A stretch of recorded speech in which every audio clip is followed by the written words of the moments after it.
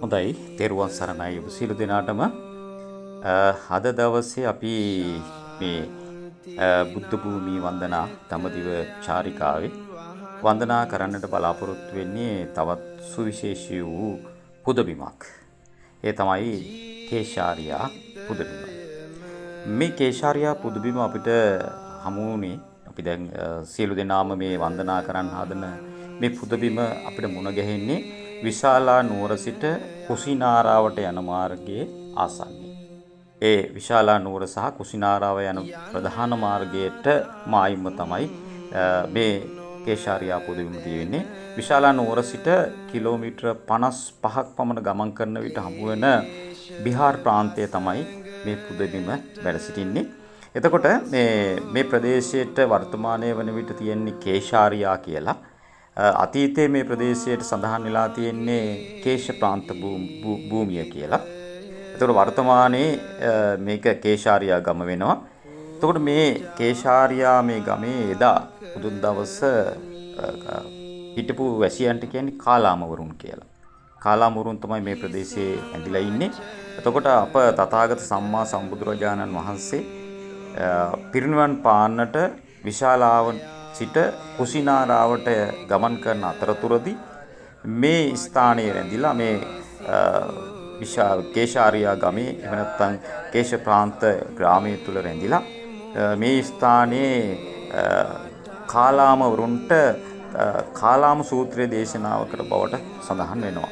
ඒ වගේම ඒ පුද්ගලයන්ට කාලාම වැසියන් වගේම කේශපුත්‍රයන් කියලාත් සඳහන් කරනවා. ඒක නිසා කේශපුත්‍ර සූත්‍රය කියලාත් ඒ සඳහන් වෙනවා. එතකොට මේ ස්ථානයේ මේ කාලාමවරුන්ට මේ කාලාම සූත්‍රය දේශනා කළ බව තමයි සඳහන් වෙන්නේ. ඒ වගේම තමයි මේ කේශාරියා ගහමේ තුල බුදුරන් වහන්සේ විවේකීව කාලයක් මදක් රැඳිලා ඉඳලා ගේ ස්ථානයක් බවට සඳහන් වෙනවා.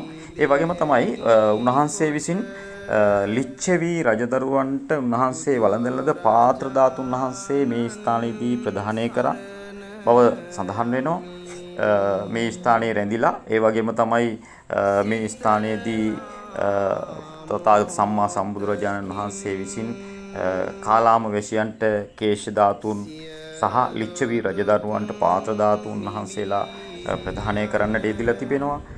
වර්තමානයේ වන විට ලෝකයේ තිබෙන විශාලතම ස්තූපයන් අතරින් එකක් හැටියට මේ ස්තූපය සඳහන් කරන්නට පුළුවන්. මෙහි උස මුල් කාලයේ වන විට මෙහි මුළු ස්තූපයේම උස මීටර 51ක් පමණ වෙලා තිනවා.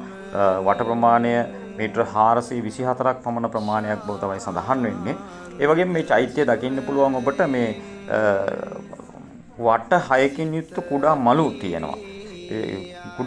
කුඩා මැදිරි සහිත වට 6කින් යුක්ත මලු 6ක් දකින්නට තියෙනවා.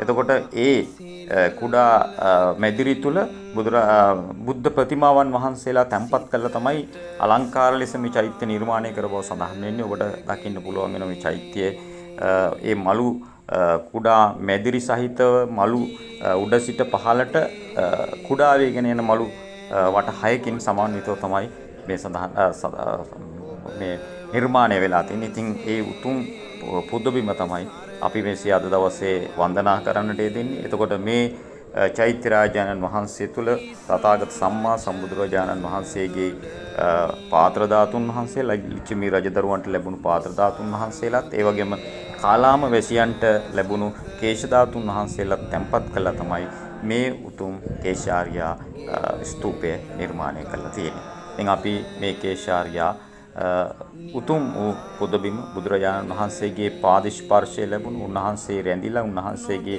ධර්මයේ දේශනා කරන්නට යෙදුණු උතුම් පින්බිමක තමයි අපි මේ සියද දවසේ මේ වන්දනාව සිද්ධ කරන්නට පුළුවන්කමක් ලැබිලා තියෙන අපි වාසනාවන්ත වෙලා තියෙනවා. එවැනි උතුම් පින්බිමක් දැක බලාගෙන වැඳ පුදා ගන්නට මේ අවස්ථාවේදී තෙරුවන් සරණයි ඔබ සියලු දෙනාට.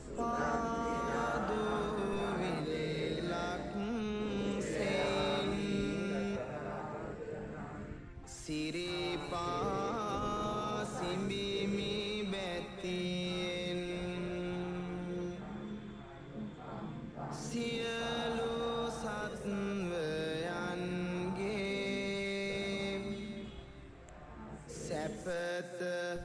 මේ අපි වන්දනා කරන්නේ කේශාරියා පුදබිම. මේකේ ඒ කේශාරියා චෛත්‍ය රාජානන් වහන්සේ තමයි දකින්න තියෙන්නේ. මෙහි තැන්පත් කරලා තියෙනවා එදා ලිච්ඡවි රජදරුවන්ට ලැබුණු පාත්‍ර ධාතුන් වහන්සේ. ඒ වගේම තමයි කාලාම වැසියන්ට ලැබුණා බුදුන් වහන්සේගේ කේශ ධාතුන් වහන්සේ. එතකොට මේ පාත්‍ර ධාතුන් වහන්සේ සහ කේශ ධාතුන් වහන්සේලා තැන්පත් කරලා සකස් කරන ලද පුදබිම තමයි මේ අද දවසේ අපි සියලුම දෙනා පැදුණු කරමින් වන්දනාමාන සිදු කරන ලබන කේශාරියා පුදබිම.